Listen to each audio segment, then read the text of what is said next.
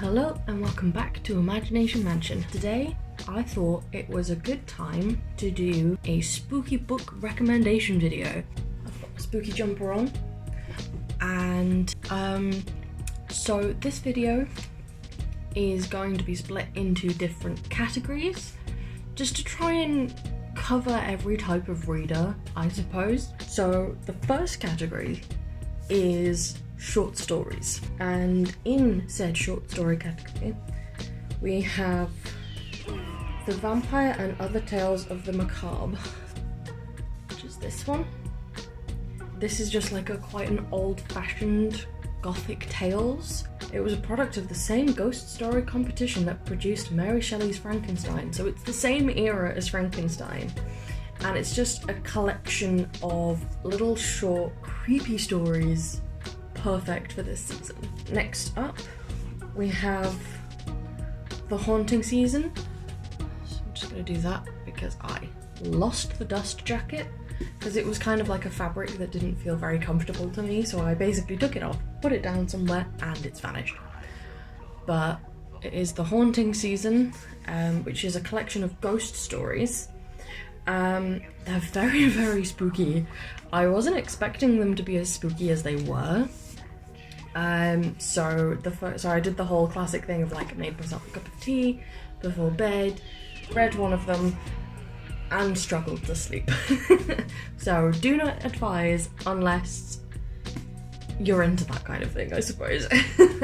So that's that one. Next up is my very battered edition of The Bloody Chamber by Angela Carter. So these are basically a bunch of like fairy tales that she's written, and they're very, very creepy versions. Like, to be fair, if you've read the like original versions of fairy tales, they're quite dark. So she kind of goes along that kind of vein for these ones as well. So it's that one. And then last of all, a classic is Edgar Allan Poe, The Fall of the House of Usher and Other Writings. This one. So Edgar Allan Poe, he's a classic spooky guy with his classic spooky stories, and he is one of my favourite authors, especially for this time of year. Just bone-chilling or unnerving, and yeah. And this is a collection of short stories and a collection of poetry as well. The next category is novels that are supposed to be spooky. We have, first up, we have Die For Me by Karen Rose. So this one is technically a crime book, but it is incredibly chilling because of the crimes committed and the fact that she jumps between the usual, detective team, this one guy specifically, and also the murderer. And so you get parts of it from the murderer's point of view, and as expected, he's a very creepy guy. So this one I definitely recommend. And next up is Kelly Armstrong, Haunted, which is this one. And I just love the little tagline, "Rest in peace, not in this afterlife." So this is basically the story of a witch who dies, becomes a ghost, and is basically sent to go find and capture another ghost, which is an evil spirit. And so it's very dark, but it's fantasy, and you've got ghosts and spirits and chaos and all of that good stuff. So next up is When Shadows Fall by Brian Scott Smith. I don't actually know if he's written any other books. I couldn't see any more by him when I looked up the title. But this is basically this is a classic horror book, at least in my opinion. It's got cults, it's got demons, it's set on Halloween, and I just think it is a perfect book for this season. Next up, we have Dr. Jekyll and Mr. Hyde by Robert Louis Stevenson. So a classic tale of Dr. Jekyll, who's a decent, respectable man, and his other side, Mr. Hyde, who is just like cruel, vindictive man who basically unleashes all of his evil that Dr. Jekyll tries to keep tucked nicely away. So that's a classic. Next up is Interview with the Vampire by Anne Rice. So I didn't read this one for a long time because of the reason I gave in a previous video, which was if a book is well read and well liked, like this one, I get kind of nervous just in case I don't like it.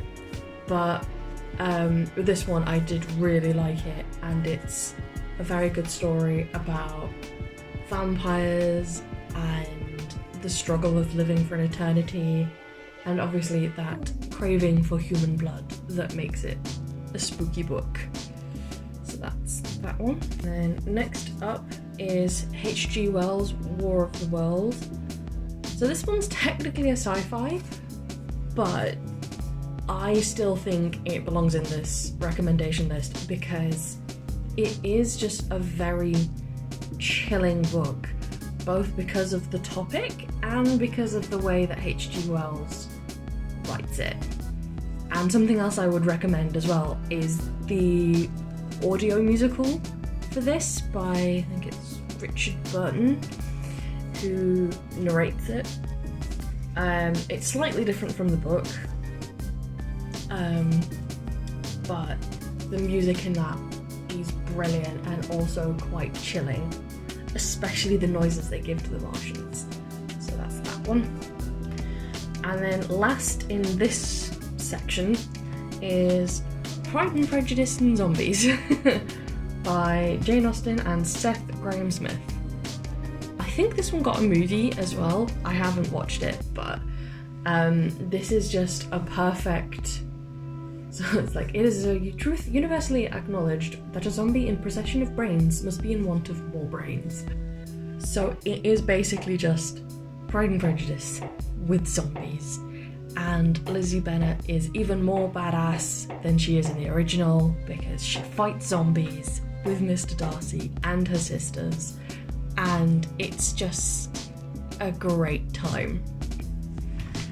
So my next kind of category it's still stories, so it's still novels, apart from one which is technically a short story, but they're ones that I don't know if other people would consider like spooky, but I absolutely think that they are appropriate for reading this time of year because they're honestly just creepy or unnerving, I think would be the words that I describe these books as.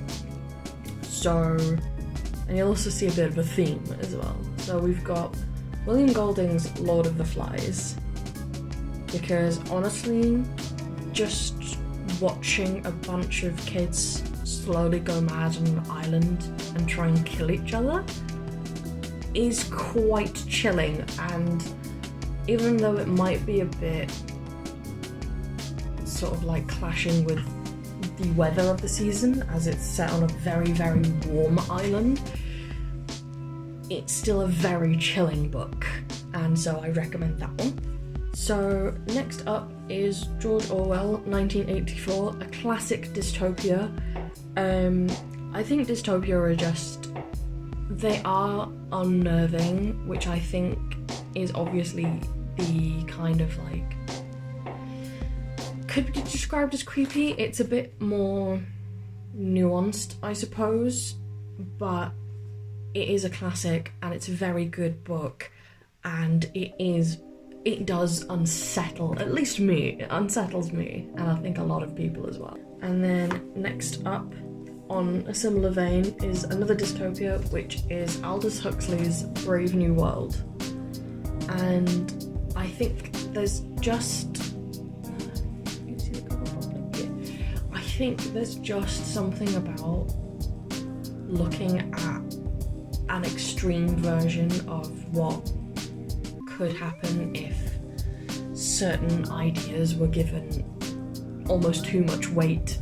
You you know, like in 1984 you have the Thought Police, and in Brave New World you have like the Happy Pills, and it gives you that feeling. So next is a little short story, which is The Sweet Smell of Psychosis by Will Self. And this book is coupled with very, very odd illustrations, with very, very warped versions of people, which works very, very well for the story, as it's a story about a guy that basically ends up with the wrong crowd, and it's kind of like gets more and more absurd as the guy takes more and more drugs. And I think that is just because it's so like, it is a hallucination, honestly. You know, it's the smell of psychosis. He's slowly becoming slightly psychotic, and I think it's just a brilliant little story, but definitely for a more mature audience, I think that one. Last in this mini section is Alice by Christina Henry, and I love a good creepy retelling of the Alice in Wonderland story, because the Alice in Wonderland book itself already balances that line between whimsy and creepy, and this plunges it straight into that latter category. Like, she's trapped in a hospital, and there's like a seedy underbelly, and there's magic, but there's also people abusing that magic, and yeah, it's just a very good book, and I really need to read the sequels to this because I love it. So next I have a little mini category, because I've only got a couple in here, and that is plays.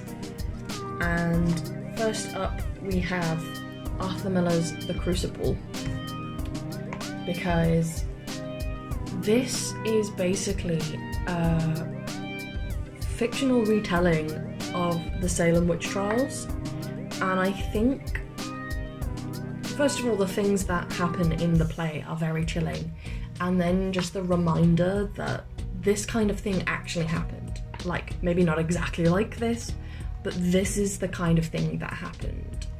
And it is just very spooky, and it's a very it's a historical Halloween read, I think, with this, and yeah, absolutely has the atmosphere of the season. And then the next one is Christopher Marlowe's Dr. Faustus, which is on a similar theme in terms of, you know, making contracts with the devil and magic gone wrong, so to speak.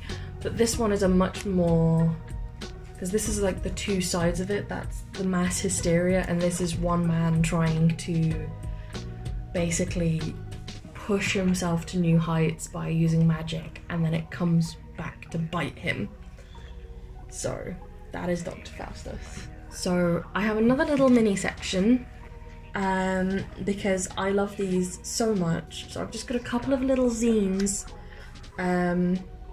So the first one is Kobe Alone by Beck Kubrick, and it's just very, very cute little story about a boy who's trapped in this sort of like dystopian world. We don't know quite what's happened, but he's been told by his parents, don't go outside, and so he's very, very lonely.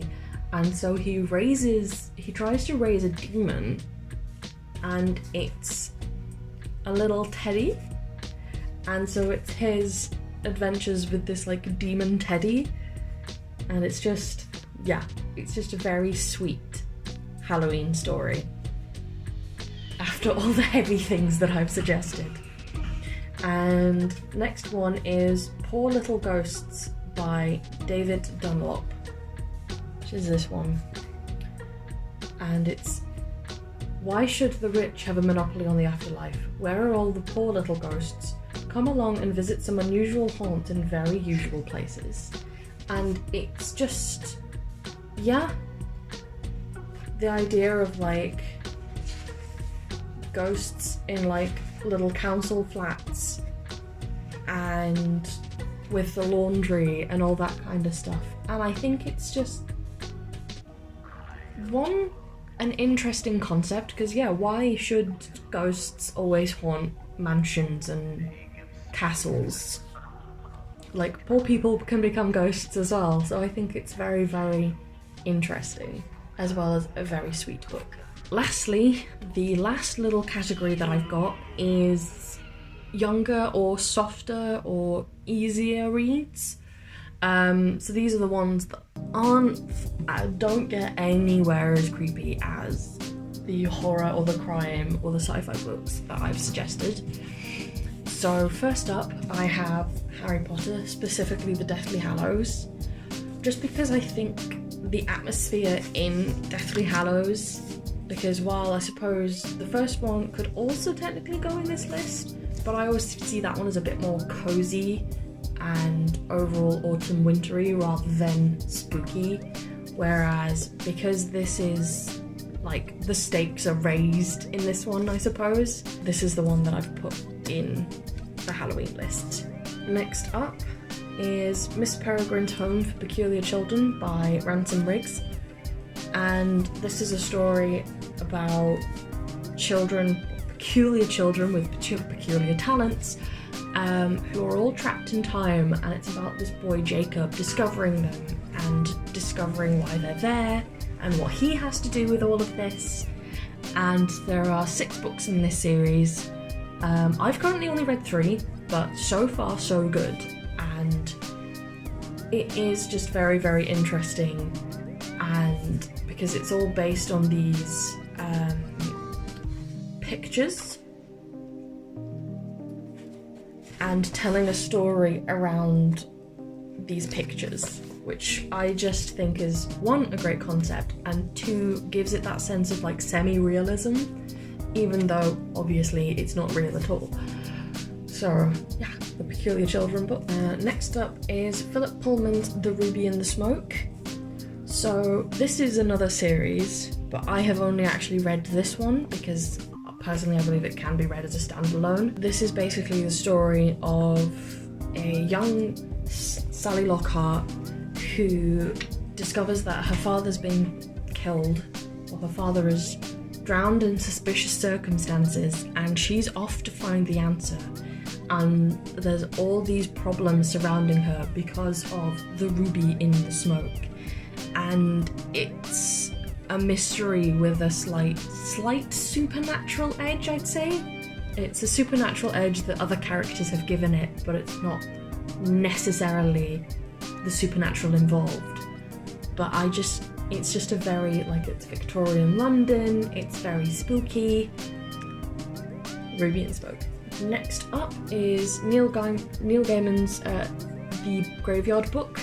I suggested this because it is a younger book than some of his other stuff like Neverwhere and things like that, and it's the story of this boy Bod who lives in the graveyard and is raised by ghosts, and it's about him learning what's almost waiting for him outside the graveyard gates and why he's supposed to stay within said gates. And it's just spooky, but the spooky bit doesn't come from the ghosts almost, although that gives it a great aura, I suppose, is just having a book set in a graveyard. So that's that one. And next up is Arthur Conan Doyle's The Hound of the Baskervilles. Who doesn't love a good story about a beast, or a hellhound specifically? And this is another one of those where there's a supernatural element and it's a mystery and it's very cozy. It's a murder mystery and it's Sherlock Holmes, and I just think it's a great, at least this one specifically, because of the like supernatural element, is a great one to read at this time of year. And then lastly we have Sam Enthoven, The Black Tattoo. So this is basically a book, so it says, an ancient evil has been unleashed. Now one boy's rage could destroy us all. And this is such an interesting book with such an interesting premise. So it's basically this boy, Charlie, and his friend Jack end up getting coerced into taking this test, and then after Charlie takes this test, he ends up with this tattoo, and that tattoo is something else, and it just makes their life so interesting, let's say. And it's got, once again, it's got supernatural elements. It takes you to different places, both natural and supernatural, and yeah, it's just a good time. So just a quick little shout out for books that I haven't read yet, but I know are the kind of things that are to be read at this time of year, but I just haven't got round to them yet. Are Dacre Stoker and J.D. Barker Dracule, which is based on notes that they found by Bram Stoker and telling the tale of what that might all mean. I was, not me personally, but this was recommended by the channel Darling Desi as like a autumny spooky read, so I thought I'd put that in as an honourable mention. Another honourable mention is H.P. Lovecraft, The Call of Cthulhu, which is a classic horror book. It's a classic collection of horror books, and it's all that, you know, that's where the eldritch comes from, and the unknowing, and the madness, and all that kind of stuff.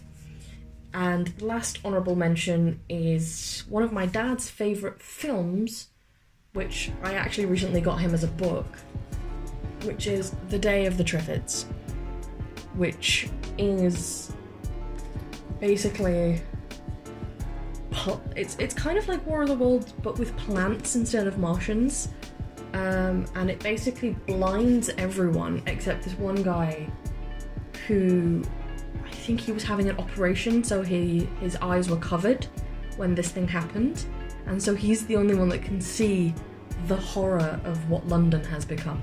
Always London. Everyone was always attacking London. So, they were my recommendations for the spooky Halloween season. Some of them scarier than others. Some of them just kind of like had just the vibe.